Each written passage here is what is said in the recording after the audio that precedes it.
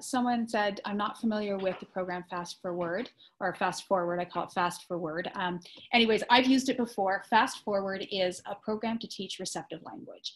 And it's a computer-based program, great during COVID times because you can't have an instructor. You do need compliance. You do need to have the student on the program a couple times a day, every single day for it to work. So if the program's only being run, once a week, it's not going to work. It's got to be every single day. If a parent's not going to comply or a parent doesn't want to do it, you're not getting buy-in, don't do the program. Don't do it. It's expensive. What's it going to teach? It's going to teach receptive language, being able to follow, a couple step instructions, etc. But it's not right for everybody. I think my suggestion would be to go into it, contact a rep, see if you can get a free trial of it and try it that way first. It is evidence-based. They do initial assessments. There's data in it.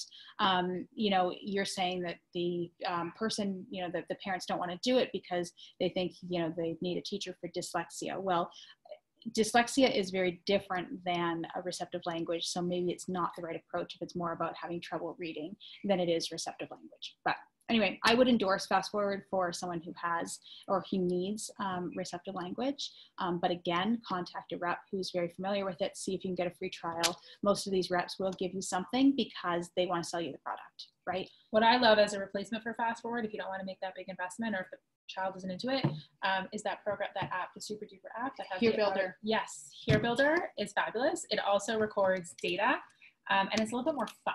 Like Fast Forward is a little bit monotonous, I want to say, where it's like just, right? It's like flashcards, or is it more of a game? It's flashcards. There's a bit of a game to it, but it's very much repetitive language. Yeah, so Here Builder is great. It's broken down into different areas of auditory processing, whether it's auditory memory or sequencing, and it's very fun. So I don't know how old the student is. It's also for, I would say, I don't know, I have a 12-year-old student doing it, so it could be appropriate.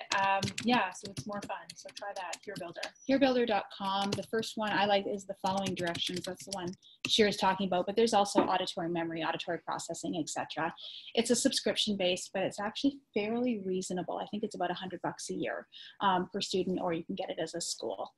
So take a look at that. I think it's a really great program as well. But also, what do you mean by like dyslexia? Is this for reading? This wouldn't necessarily teach reading, or is it more for language comprehension? A little bit different.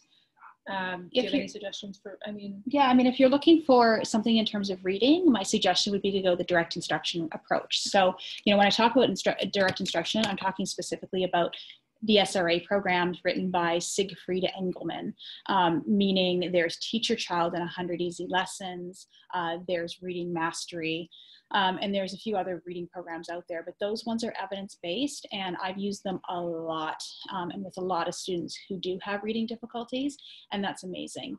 There's also another reading program that I'm kind of sort of familiar with, or I always get the name wrong. Ordum Gilliam, OG. I call it the OG approach. I don't even know how to say his name, but it's really great. Again, evidence-based, huge for people who have dyslexia, and it incorporates gestures with your reading. So it incorporates, the student has to, use his finger or her finger, and when they're just sounding out the words and spelling the words, etc. Different gestures associated with different sounds, and that's amazing. So you can look that up as well.